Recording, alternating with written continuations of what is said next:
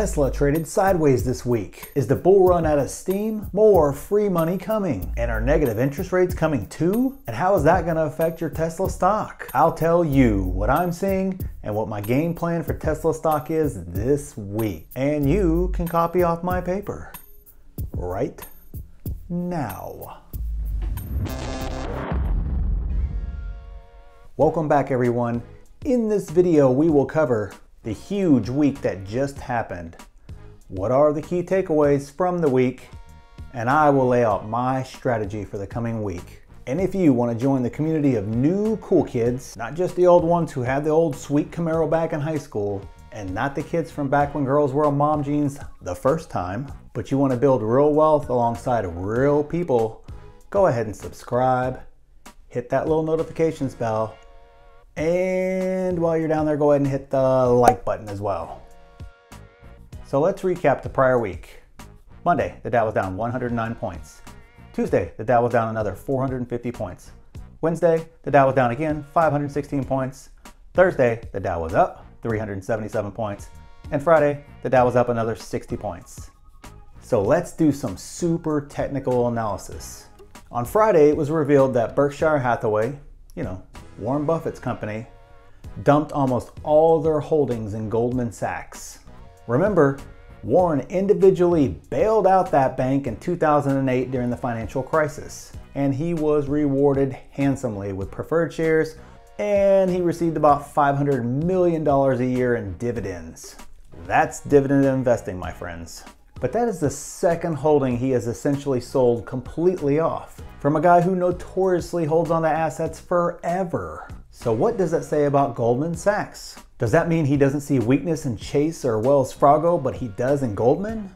Maybe he just wanted more cash to buy something cool, like something other than a Cadillac finally. Maybe he just panicked like a lot of people did when this whole pandemic thing started. But he has either lost it finally, or he feels something else is brewing for the airlines and for Goldman.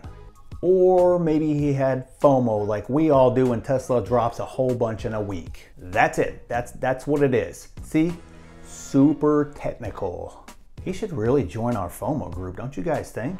Yeah, Warren, it's in the description. Click on it. Join the group. It'll keep you from making bad decisions. What are my takeaways from the week?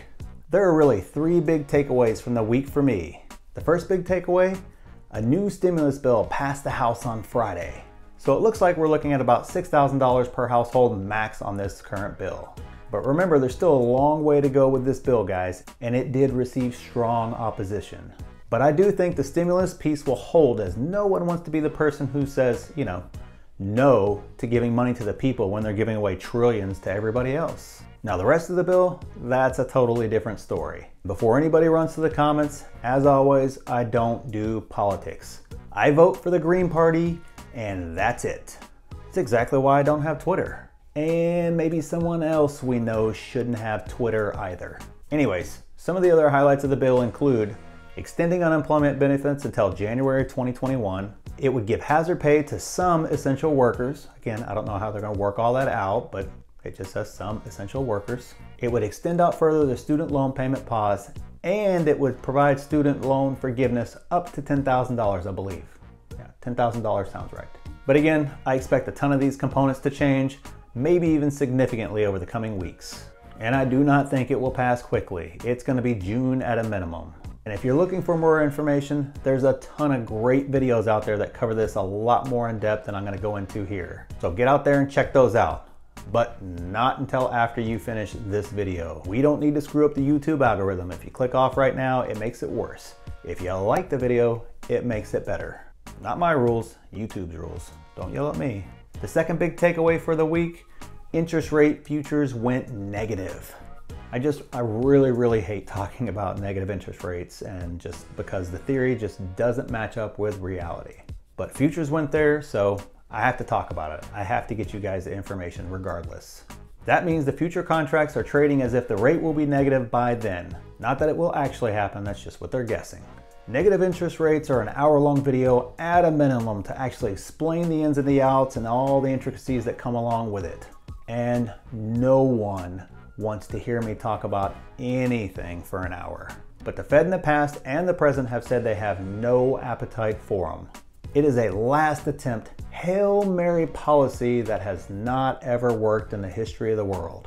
And although it is really ugly out there, I don't think our economy is at that point yet. We'll climb out of this when the illness stuff has passed.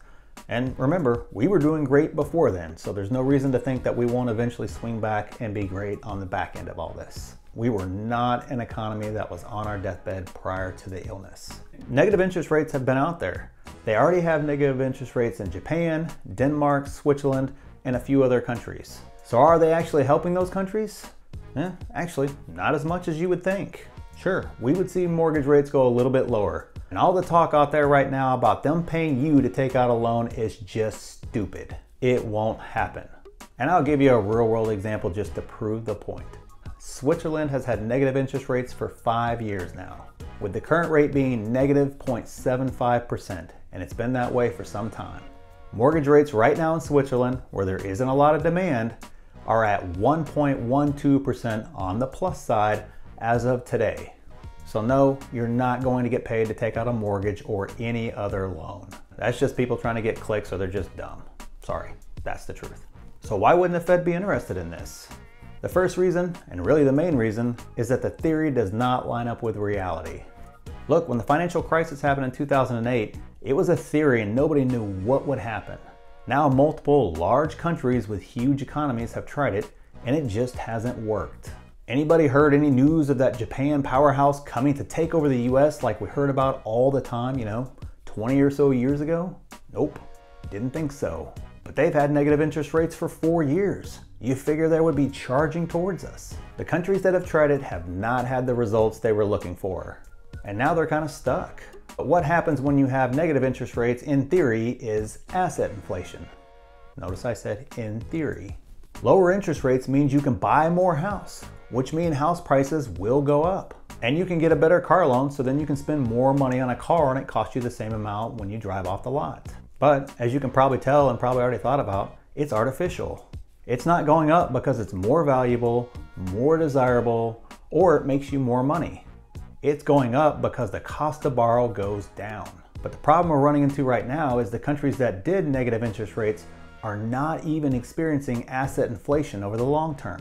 Not only is it not boosting the economy like they thought, you're not even getting asset inflation. So it's not having the intended effect the theory laid out. Additionally, not only is it not helping those countries any more than their low interest rates that they already had, but now they're basically locked into negative interest hell indefinitely.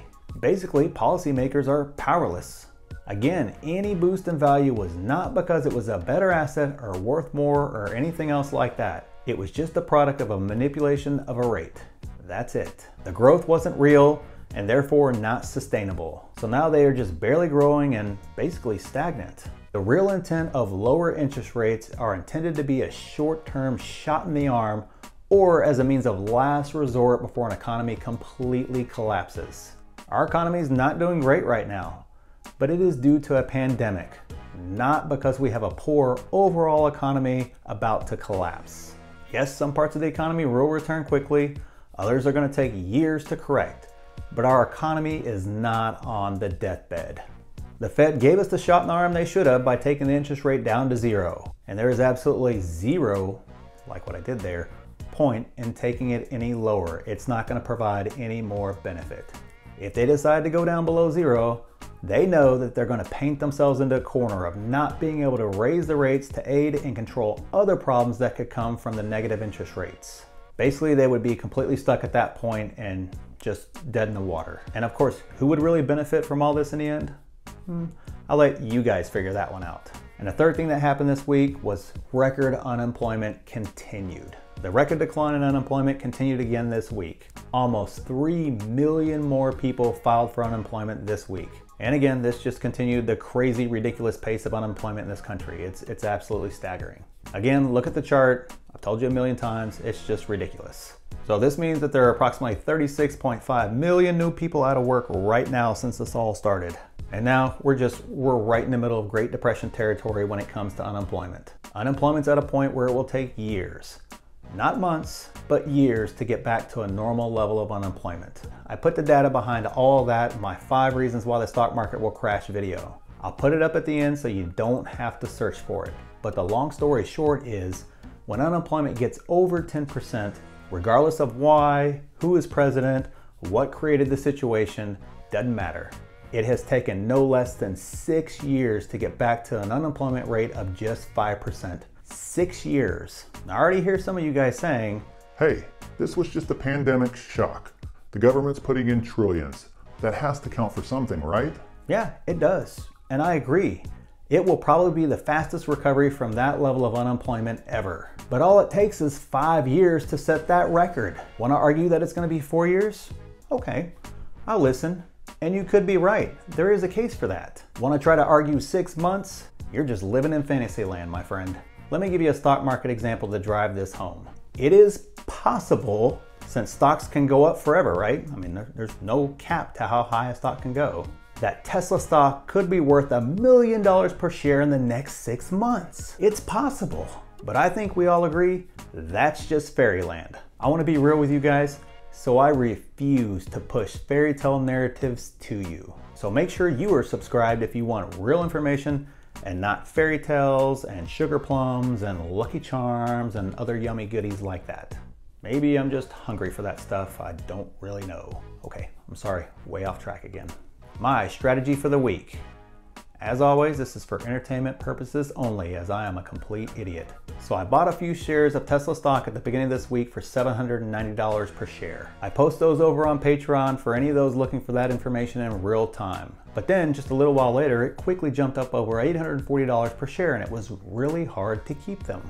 Comment down below if you think Tesla is a good day trading stock for those of you guys that day trade.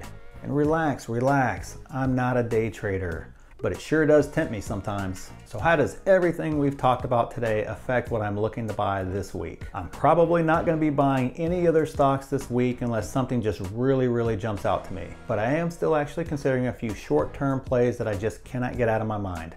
They just keep coming up as opportunities, and I keep thinking, should I, shouldn't I? So I don't know, I guess I'll think about that more this week. As far as Tesla goes, that's a little bit different as usual. Unfortunately, Battery Day has been pushed back another month, and I actually think that hurts the momentum of the stock a little bit. And now there are leaks coming out almost every day about Battery Day.